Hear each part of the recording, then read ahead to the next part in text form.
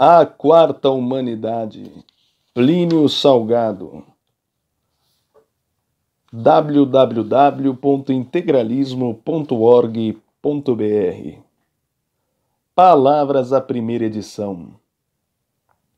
Segundo volume da série que iniciei com, abre aspas, o sofrimento universal, fecha aspas, estas páginas não foram também escritas ao remanso amável de uma existência tranquila. Elas exprimem trechos vivos da minha luta permanente e levam-me o calor das anotações rápidas em esquemas gizados nas horas de inquietude. Quando escrevi Psicologia da Revolução, compreendi melhor o drama interior da minha vocação contrariada. Nunca o destino me deu sossego para desenvolver o plano sistematizado de uma obra que eu desejaria realizar. Batendo-me contra a fatalidade, nada mais tenho podido fazer senão estenografar meu pensamento num conjunto de livros que são fragmentos em cada qual as gerações futuras encontrarão um traço de unidade identificador. Juntando colunas, capitéis, blocos de base, ver-se-á que existe nos elementos esparsos um plano arquitetônico. A Quarta Humanidade é um livro para a América do Sul. A primeira e a segunda parte são constituídas pelas conferências que realizei respectivamente nas faculdades de Direito de São Paulo e de Recife, a primeira em 1931 e a segunda em 1933. Esta última eu a reli na Associação Universitária da Bahia e no Teatro José de Alencar, em Fortaleza. Os dois trabalhos se completam. Os escritos da terceira parte elucidam o pensamento político deste livro. Ao próximo volume dei o título, abre aspas, Despertemos a Nação, fecha aspas.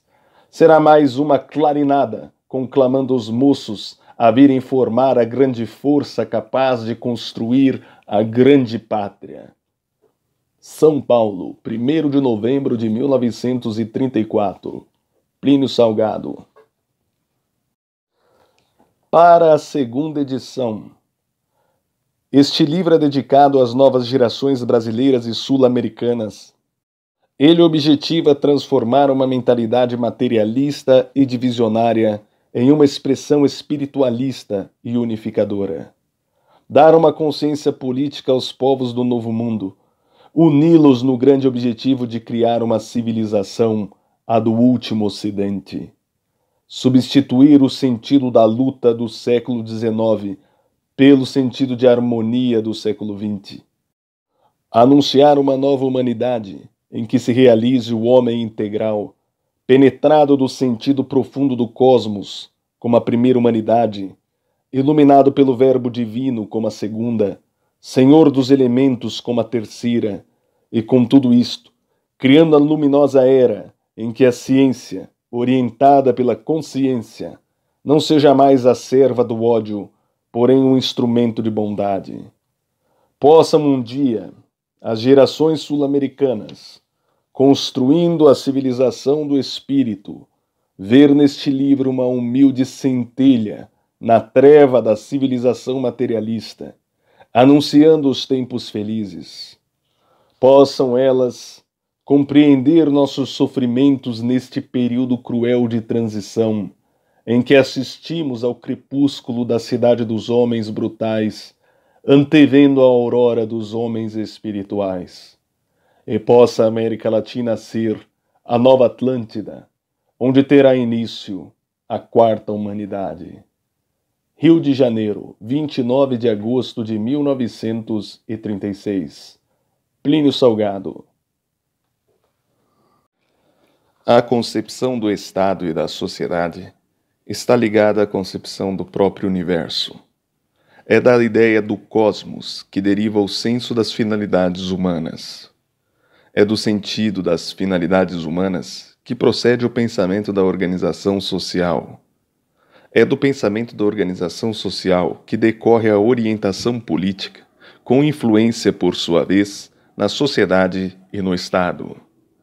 Nós estamos vivendo, hoje em dia, o começo de uma grande era humana, que, sob todos os pontos de vista, apresenta uma notável semelhança com o período longo e crepuscular da formação dos primeiros núcleos sociais antecipadores das primeiras nacionalidades.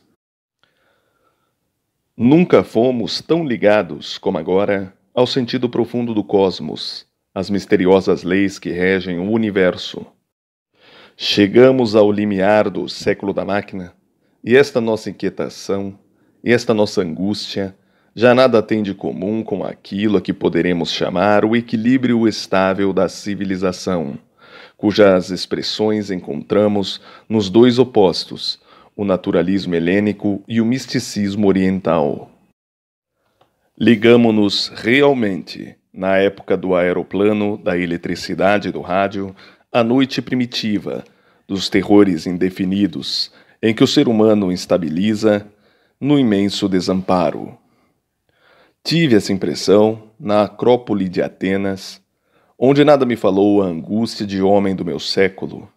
Eu senti ali o naturalismo helênico, abre aspas, que nunca admitiu senão ideias naturais acerca de todas as coisas, porque buscou sempre a solução dos problemas da natureza humana no eu, na experimentação e na história, limitando-se à observação dos fenômenos para os interpretar com precisão e nitidez. Fecha aspas. E nós, escrevi no meu livro O Oriente, nunca vivemos uma época tão parecida com aquela em que se forjaram os primeiros deuses. No começo, o homem foi superado pela natureza. Houve o desequilíbrio. Era o crepúsculo aterrador. A projeção sobrenatural do objetivo. Na civilização grega, deu-se o equilíbrio perfeito. O homem e a natureza se equivaleram. Os deuses se humanizaram. E, mais adiante, acrescentei no mesmo livro. Agora, a natureza foi superada pelo homem. Novo desequilíbrio. Mas o homem está sendo esmagado pela própria objetivação do seu subjetivo. O sobrenatural que nos apavora não é mais o que provinha dos trovões, dos raios, dos tremores de terra, das tempestades e dilúvios. É o que sobe de nós, nesta sociedade sem Deus e sem terror cósmico. Nós criamos o terror de nós mesmos. Fecha aspas. Alguma coisa está nascendo. Encontramo-nos na mesma situação da humanidade em início, porque somos uma humanidade nova. As humanidades que nos antecederam procuraram o infinito no objetivo. A nossa procura-o no subjetivo. As primeiras vieram do universo para o homem e, tendo chegado ao homem, a mais recente humanidade tratou de dissecá-lo para lhe estabelecer o seu valor intrínseco. Somos forçados, agora, a partir do homem para o universo. Houve uma marcha do exterior para o interior, e o homem realizou a marcha para o homem. Essa marcha correspondeu a uma contínua negação do valor da ideia, e foi, também, um afastamento gradativo das coisas primárias. E quando a inteligência chegou à negação total, começou a nascer a nova humanidade, que é a nossa. Alguma coisa está nascendo no caos da vida moderna. Precisamos de liberdade para compreendê-la. Liberdade, não no sentido de apreensão, de conquista, que é a liberdade do século passado, mas liberdade no sentido de despreendimento, de coragem, de amor à verdade, que vale mais do que a ciência. Porque a ciência da verdade é, por assim dizer, o desapego à verdade da ciência. Tudo o que nos tolher essa libertação será o peso inútil de um passado, preconceitos de culturados séculos mortos. Os séculos morreram no seu longo caminho. A vida renovou-se sobre um espetáculo de morte. É o que vemos na hora agitada da nossa angústia. No panorama da confusão universal, há um choque de forças residuárias, fazendo um rumor que não é ainda o rumor dos tempos novos, mas apenas o do sepultamento das idades. Crepúsculo de civilização. Há um sentido de vida que é novo e que precisamos decifrar. Fala-se geralmente num crepúsculo de civilização. Eu prefiro falar num crepúsculo de humanidade. Não é uma civilização que está terminando seu ciclo. É a humanidade que está em face de outra humanidade. Não é um sistema econômico que está isoladamente em jogo. É um senso de vida, da concepção cósmica. E aqui há uma nota. O motivo pelo qual consideramos o marxismo como um fenômeno do século XIX é a identidade de estado de espírito, de concepção do mundo, que faz de Marx um reformador, não um criador, um subordinado à economia burguesa, conforme ele mesmo confessa, e não um revolucionário. Continuemos. Não se trata de rumos políticos, mas de algo mais profundo, de que dependem os rumos políticos. Temos diante de nós problemas morais, culturais, multiplicando-se em problemas pedagógicos, estéticos, jurídicos e administrativos. E todos esses problemas não podem ser tratados segundo a mentalidade das civilizações extintas, mas segundo o sentido de uma época que se desdobra em novos planos e novas finalidades. O espírito da Grécia. O senso da civilização helênica, que tão notável preponderância exerceu, desde a Renascença até os dias de hoje, é um senso de abdicação, uma incapacidade de rasgar fronteiras, é uma limitação, não é uma solução. Esse critério restritivo, que dominou a nossa cultura moderna, já não satisfaz a ânsia do nosso espírito. Temos chegado ao individualismo, com todas as suas consequências, e dele derivaram conceitos de vida que se afirmam num sentido de absoluto. A síntese da concepção sobrenatural atinge uma zona de negação, onde a afirmação também se encontra. Os extremos se tocam.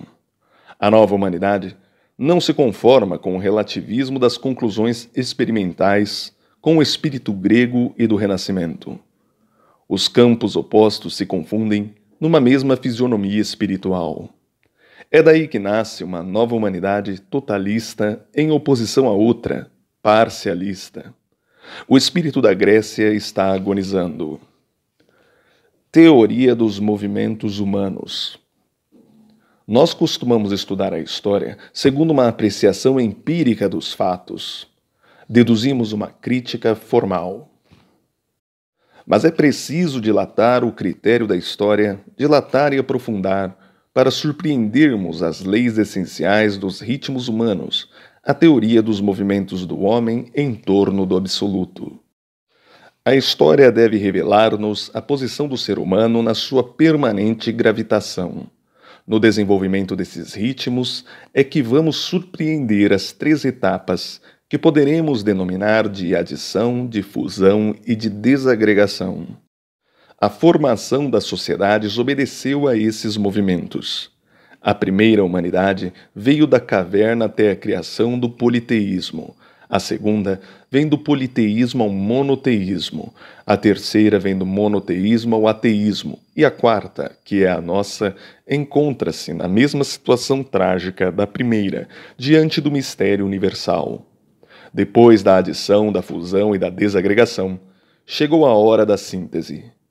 Que coisas mais semelhantes do que o homem diante do raio e o homem diante da máquina? Existe um pensamento na máquina como existe um pensamento no raio. É a natureza desse pensamento que interessa a interpretação do mundo. Totem e tabu. O homem primitivo fundou a tribo e engendrou o totem. Os totens se adicionaram com a adição dos clãs. Essa fase tem um caráter de adição contínua. É um indivíduo que se junta a um indivíduo, o clã que se junta ao clã, alargando as áreas da tribo e confraternizando os totens com a prioridade do fetiche do clã predominante, até a sua transformação em tabu. O homem traz consigo uma interpretação da ideia revelada quando o homem ainda não se havia degradado em consequência do pecado original. O significado imediato do animal totêmico, atingida a extensão do domínio tribal, começa a ampliar-se na correspondência com os fenômenos cósmicos, através dos processos analógicos, em que o homem primitivo comunga no conjunto das expressões naturais. Mais rápido o totem se transforma em tabu, quanto mais exprima fenômenos universais. É aí que começa um rudimento de organização. Cada clã tem o seu totem, animal ou planta, uma espécie de deus imediato, tangível, compreensível. Essa concepção do deus totêmico corresponde à tradição da autoridade familiar que é exercida pelo mais velho ou mais forte. No instante em que essa confraternização de núcleos individuais com outros semelhantes se efetiva, garantindo a defesa e o trabalho comum, realiza-se a hegemonia do totem mais forte, que se torna o tabu da grande tribo, embora os outros continuem a presidir particularmente os destinos do clã respectivo. A organização pré-social se acentua, paralela à organização religiosa, pois a sociedade rudimentar está ligada intimamente à concepção cósmica. E o tabu, como dissemos, é tanto mais predominante nessa fase de atividades pré-políticas, quando melhor traduza a interpretação dos fenômenos que interessam a mentalidade e as preocupações tribais em luta com o meio físico. É esse senso universalizante, oriundo da própria concepção da divindade, que determina os movimentos das tribos num sentido de coesão e de finalidade comum. É a interpretação dos deuses que determina a interpretação dos destinos humanos. O totem não se transformou em tabu sem que trouxesse consigo uma capacidade de universalização. A ideia de Deus precedeu a ideia de cosmos, porque o tabu sucedeu ao totem. O totem existiu primeiro como ideia pura. A sua predominância sobre seus símiles é que dependeu da mais exata tradução do universo material, trazendo caracteres mais tangíveis de viabilidade como teor prático da concepção teórica na revelação nascente. É o caso da raça tupi. De todos os seus totens, o predominante foi o tapir, que, por ser o maior animal da América Meridional, simbolizou a imensa terra. Venceu o jabuti, o jaguar e a cobra grande na imaginação de todas as tribos, e a sua hegemonia deu o nome à raça. Da palavra tapê veio o nome tupi, de tupi veio tupã, ideia quase abstrata de Deus. Evolução dos tabus.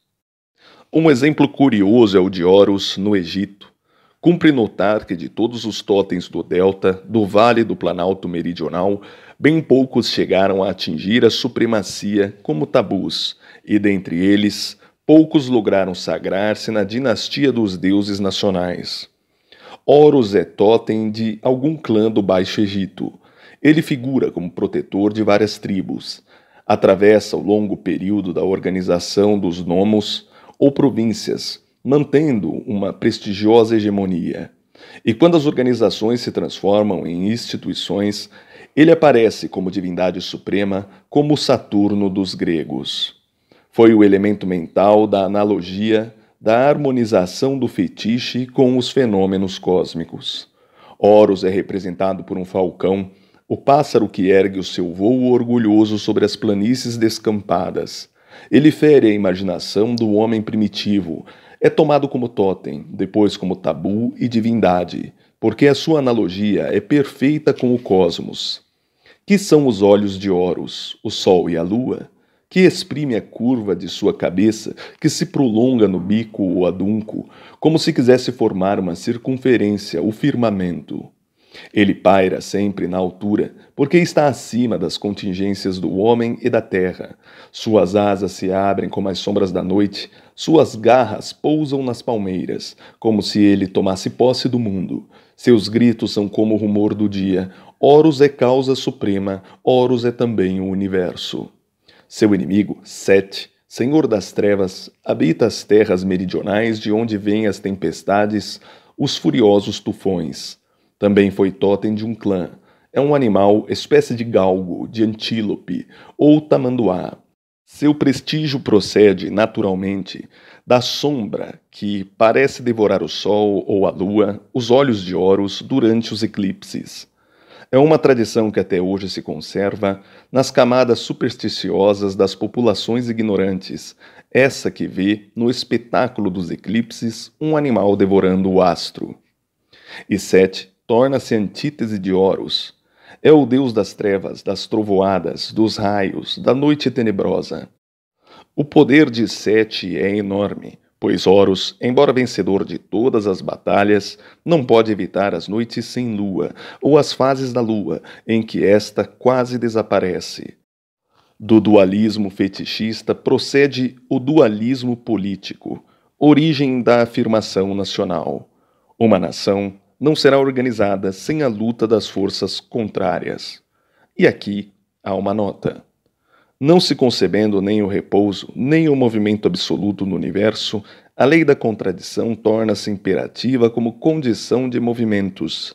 Nem tudo, porém, se reduz à lei da contradição, como querem os fanáticos da dialética de Hegel, porque tudo se subordina, em última ratio, a uma lei de harmonia.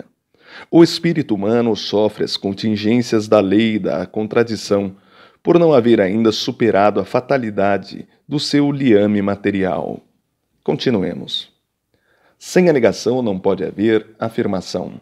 A vida dos clãs prosseguiria indefinidamente se os totens, passando a tabus, e os deuses não formassem sistema de causas contrárias. As tribos se unem por algum motivo. Esse motivo é o combate ao inimigo comum, ao deus inimigo, do deus do Nomo, ou dos Nomos confederados. O Alto Egito lutará contra o Baixo Egito. Um deverá absorver o outro, um será vencido, outro vencedor.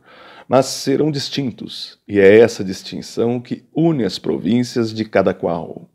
Até hoje, nessa nossa civilização, que atingiu plana tão alta, a verdade inicial continua. Não haverá unidade de uma pátria se as correntes de povos que a compõem não tiverem um inimigo comum. É preciso criar esse inimigo quando ele não existe.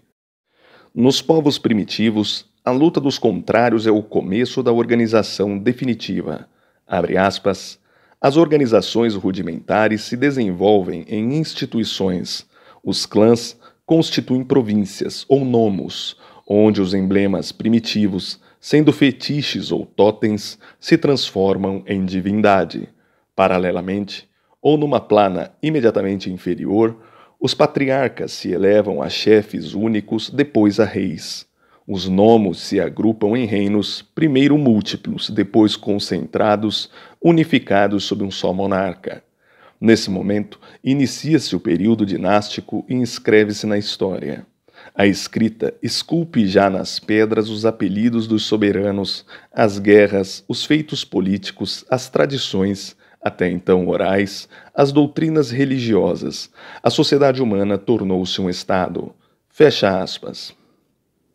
Concepção politeísta do universo. A psicologia das nações dessa primeira humanidade deriva imediatamente da concepção politeísta do universo. Cada efeito procede de uma causa própria. Os deuses multiplicam-se. O seu culto estabelece as castas, explica os ritmos, justifica as guerras, como no caso de Troia, em que os deuses dirigem exércitos. Complica-se a teogonia, diversificam-se os ritos litúrgicos, traçam-se prerrogativas de direito, fixa-se o aparelho institucional complexo. O homem está inteiramente subordinado à natureza. Esse é o caráter fundamental da primeira humanidade. Porque a ideia única de causa primeira encontrou numerosas expressões cósmicas de tradução. Essa tradução cosmológica complexa da ideia essencial tem o prestígio das coisas formais e determina a interpretação da vida. Há íntimas analogias entre o totem tribal e os elementos da natureza. Depois, esses elementos absorvem completamente o totem. É que os elementos naturais são mais impressionantes e passíveis de tradução imediata. A evolução do abstrato para o concreto, entretanto, prossegue ainda mais. Nessa altura, a concepção cósmica se exprime em formas humanizadas. É um afastamento de ideia pura, mas é um retorno também à sua natureza humana e ao seu sentimento da revelação. Horus, Sete, Anubis, Osíris conservam apenas as cabeças de pássaros ou animais. O corpo já é humano. Essa evolução será a mais completa na Grécia, onde os deuses realizam a suprema harmonia da forma humana. Por outro lado, o homem se diviniza, os mortos começam a exercer sua influência. A história se inaugura efetivamente. Os monarcas passam a constituir semideuses.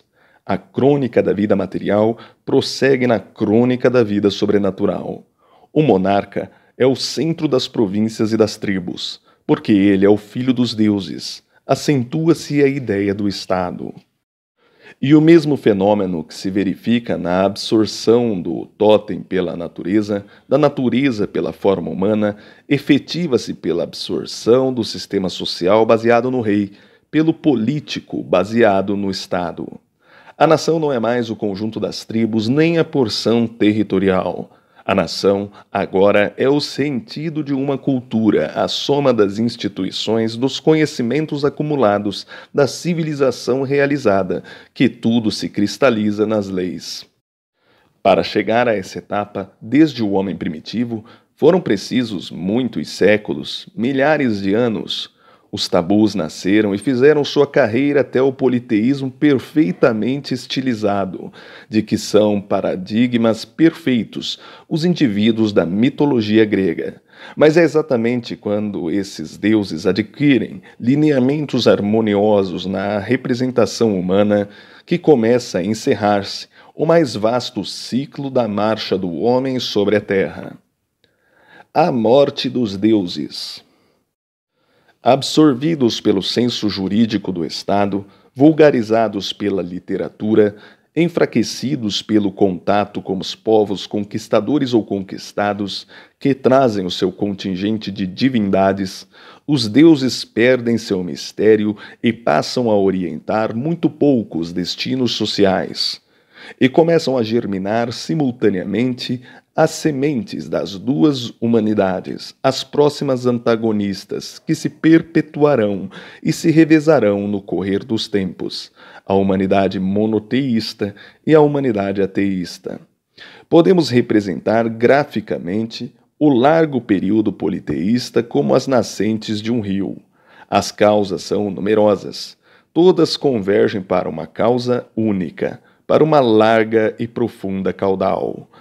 E é curioso como o mesmo espírito que fundiu todas as correntes para uma única concepção de Deus é o mesmo espírito que prossegue tentando a destruição do próprio Deus. É, em última análise, o mesmo espírito naturalista que faz compreender melhor o universo formal. É a procura da causa única, a causa primeira.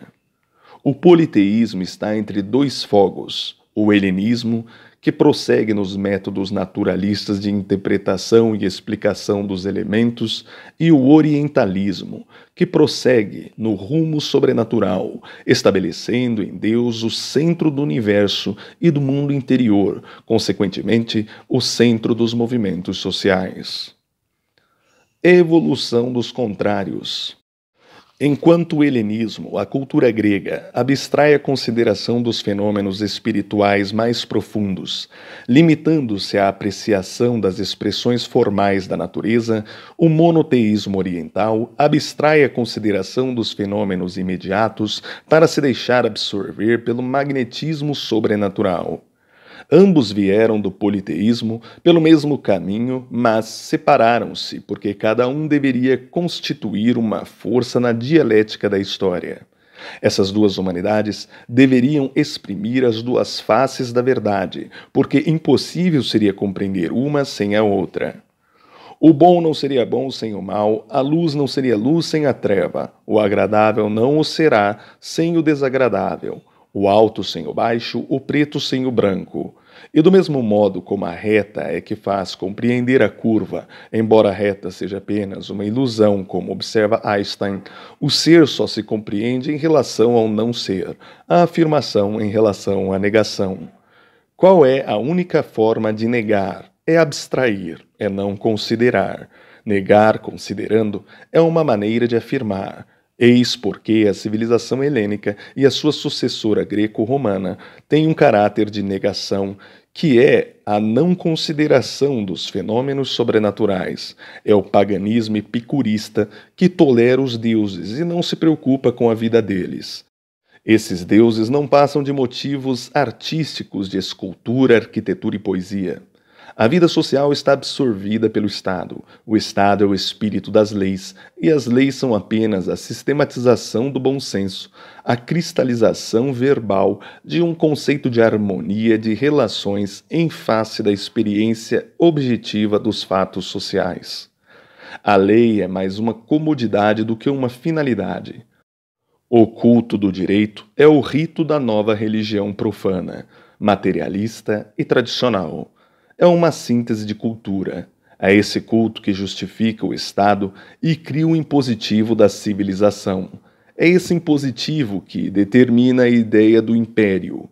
Pois se os deuses justificavam as guerras de conquista, é agora a ideia do Estado e da civilização que justificam a marcha dos exércitos. Contemporaneamente desenvolve-se um outro senso de vida. É a outra humanidade, na qual o Estado é um prolongamento do sobrenatural. Abre aspas, eu sou o Senhor teu Deus, não terás outros deuses diante de mim. Fecha aspas, fala Jeová a Moisés no Sinai, entregando-lhe as tábuas da lei, fonte do direito judaico. E essa é a grande premissa de que deflui toda a organização nacional dos hebreus, toda a legislação civil, o regime político, o destino histórico. Para a humanidade monoteísta, que se desdobra dos hebreus para o amplo domínio do cristianismo, e em cuja concepção da existência temos de incluir os maometanos e os budistas, Deus é a causa, a finalidade única do homem. O homem procede de Deus e vai para Deus. A terra é uma passagem, o caminho entre dois infinitos. A vida humana, uma contingência material do espírito. E é desse pensamento central que se origina a organização do Estado, das classes, das famílias, das comunas geográficas. É desse pensamento que decorre o conceito da autoridade, da obediência às leis morais e às leis civis. É a segunda humanidade que se desdobrará, dominando os âmbitos dos impérios, até cristalizar-se na civilização cristã da Idade Média, em que a compreensão das contingências econômicas materiais se harmonizou com a ideia das finalidades sobrenaturais. Enquanto essa civilização se amplia e a aprofunda, vem nascendo a terceira humanidade. Ela germina na Grécia. Dentro dela se encontram elementos da quarta humanidade, elementos que estão também na expressão contrária do espírito grego. A ideia essencial está dentro de todas as civilizações e formas de mentalidade.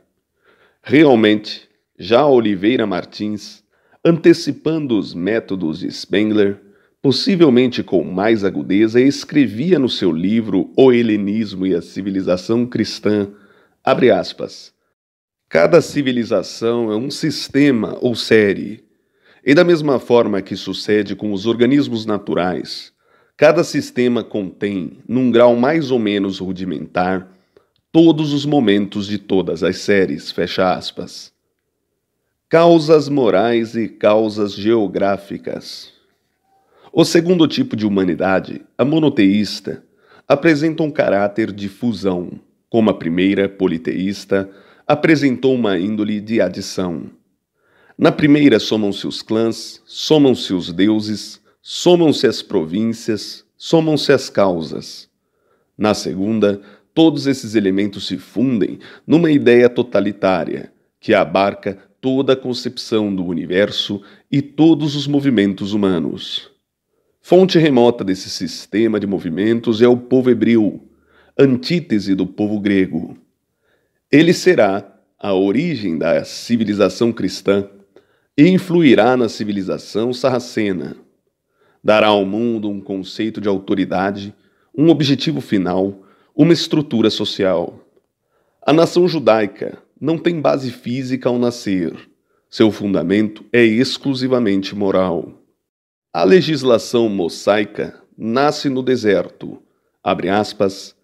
Na viagem que fiz do Cairo ao Canal de Suez, escrevi no meu livro O Oriente, pelo caminho dos hebreus, pude compreender a formidável força estatucional que se tornou o único ponto de referência da nação perdida no panorama branco de Saibro, sem o apoio da organização econômica e da fixação à gleba.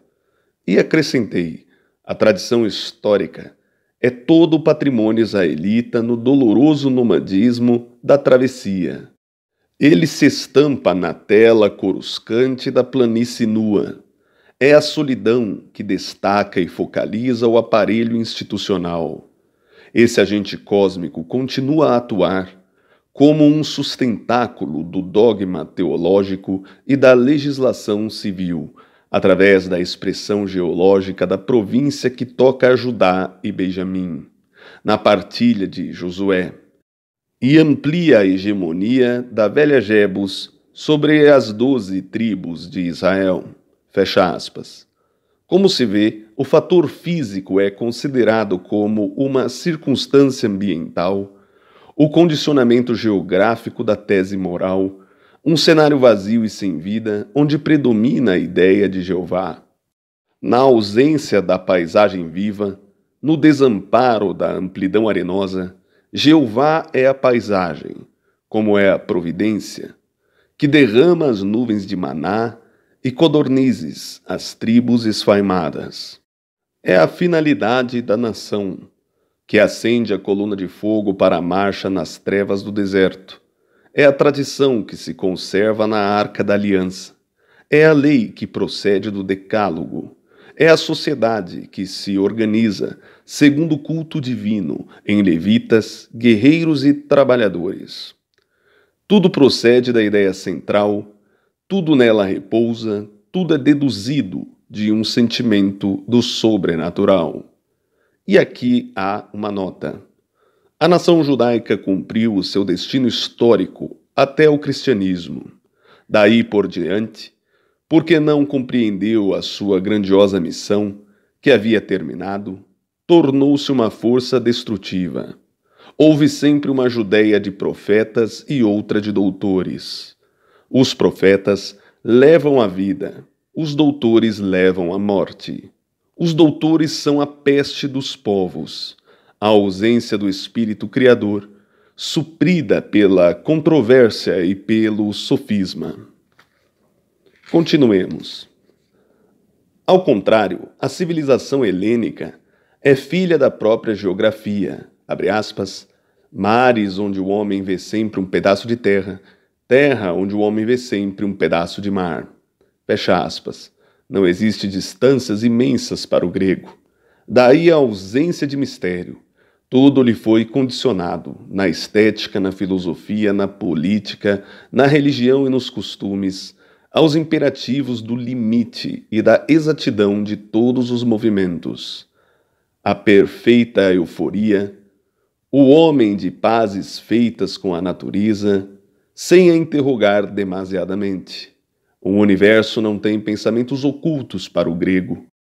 O homem grego nunca poderia compreender a transposição imprevista de um elemento do segundo plano para a focalização imediata do primeiro. Consequência do ambiente geográfico, o que poderíamos chamar a limpidez do idealismo de Platão, em contraste com a meia sombra do misticismo oriental. Na elaboração da humanidade monoteísta, há o germe do materialismo, que mais tarde vai se aninhar no grupo sectário dos saduceus, cuja recusa à aceitação dos espíritos, anjos, arcanjos, irá ser repetida mais de 20 séculos depois pelo racionalismo filosófico e pelo experimentalismo científico, em que influíram tantos intelectuais da raça hebreia. Também no desenvolvimento da humanidade ateísta, cujo embrião está no caráter objetivo do naturalismo grego, encontramos a semente do espiritualismo na linha pura que envolve de Sócrates a Platão e Aristóteles. Essas duas humanidades que, das linhas convergentes do politeísmo para as definições simplificadas das concepções dualista e monista, caminham através dos séculos, ora se encontram, ora se separam em contrastes profundos. No caminho dos séculos.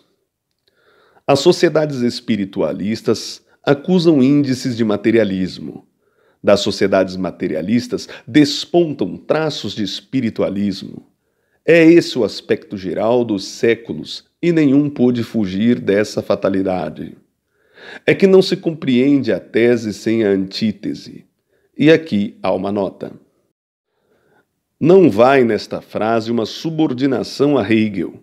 A dialética hegeliana é ainda como as, abre aspas, verdades, fecha aspas, do século XIX, uma verdade parcial. Do mesmo modo como a lei de Newton não fica destruída, mas contida no relativismo de Poincaré e de Einstein, também a dialética de Hegel é um dos numerosos aspectos que o século XX totaliza num esforço criador de sínteses integrais, supercompreendendo todos os processos de movimentos num grande sistema universal. Continuemos. A certeza em trânsito paira sobre as dúvidas, como o Espírito de Deus, abre aspas, que paira sobre as águas, fecha aspas.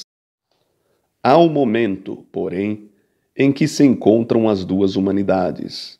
São os primeiros séculos da era cristã. Esses dois caracteres universais do espírito vão se misturar, quase fundir-se, separar-se de novo, caminhar em sentido ora paralelo, ora divergente, refluindo ou confluindo através do longo período que vai da quebra dos padrões da cívita romana, prolongando-se nas sombras da Idade Média até a Renascença, e desta derivando até aos tempos modernos.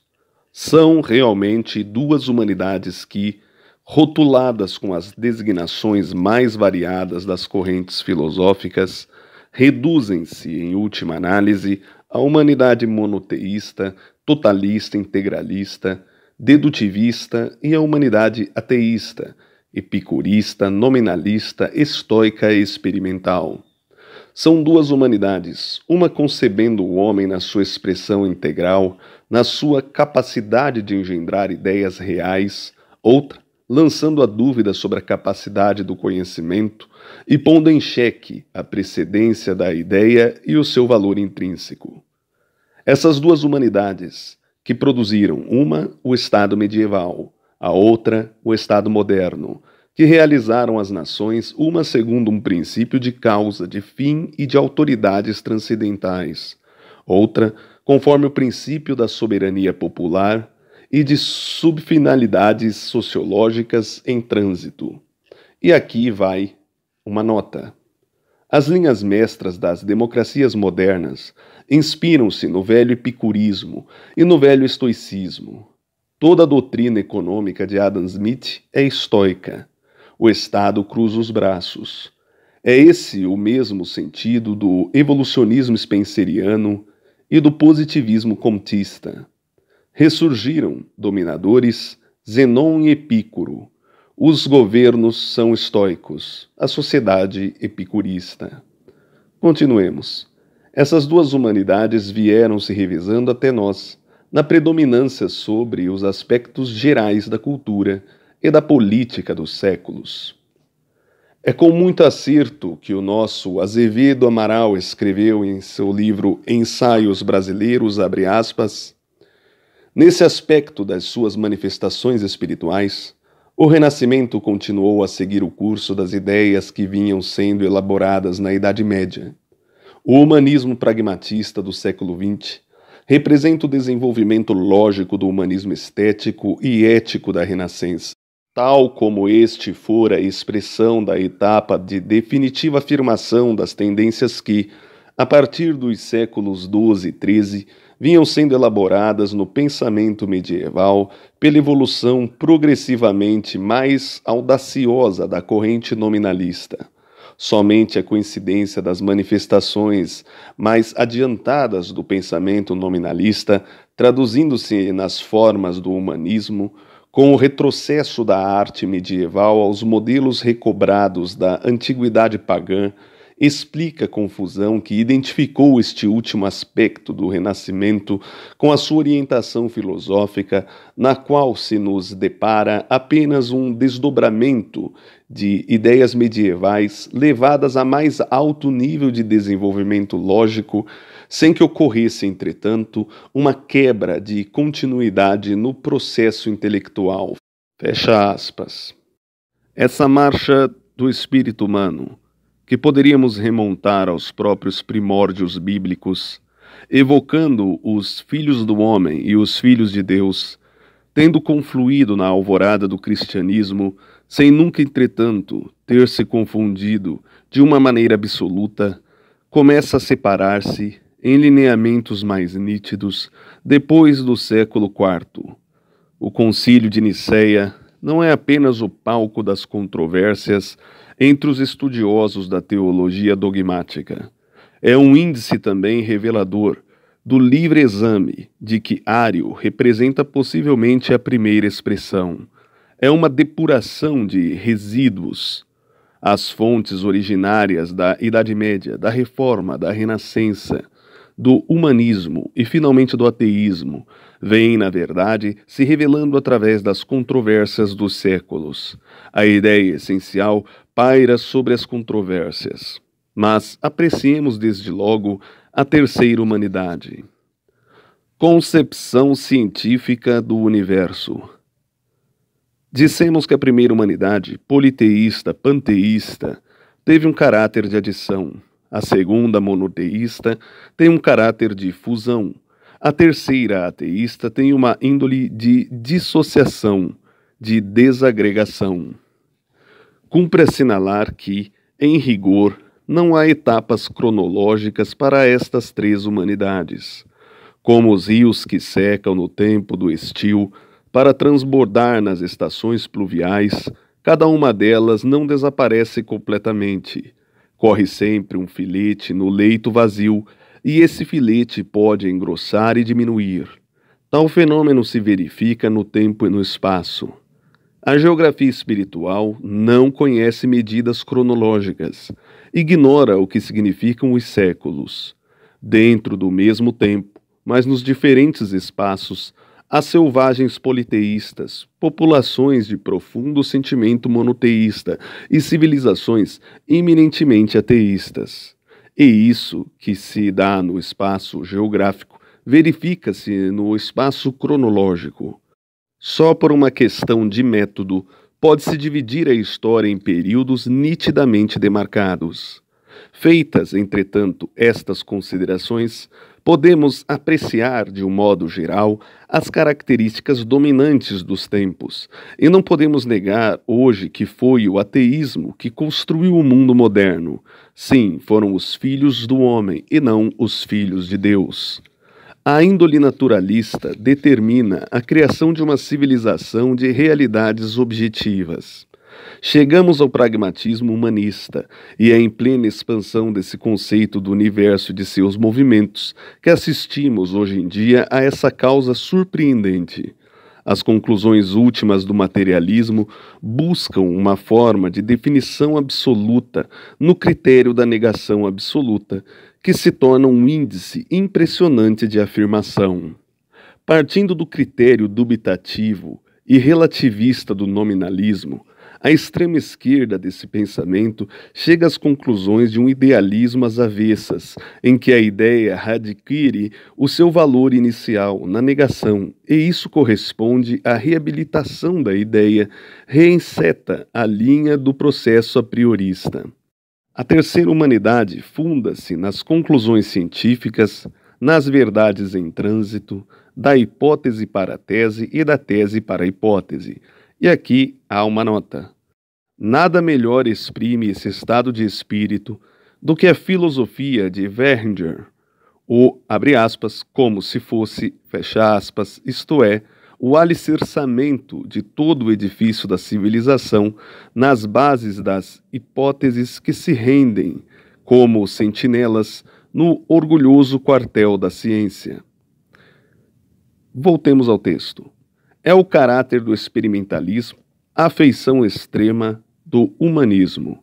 Abre aspas, fazer da vida, fecha aspas, escreve Oliveira Martins, uma combinação particular de movimentos de átomos e moléculas orgânicas é destronar, de certo em benefício da autoridade cega da matéria, o Deus da teologia e do espiritualismo. A necessidade e a eternidade da matéria prescindem dele para explicar o princípio das coisas, e o espírito científico, soberbo e cheio de si, repele com ironia, com desprezo ou com ódio próprio do escravo emancipado, o antigo tirano, cujo prestígio se fundava apenas na ignorância.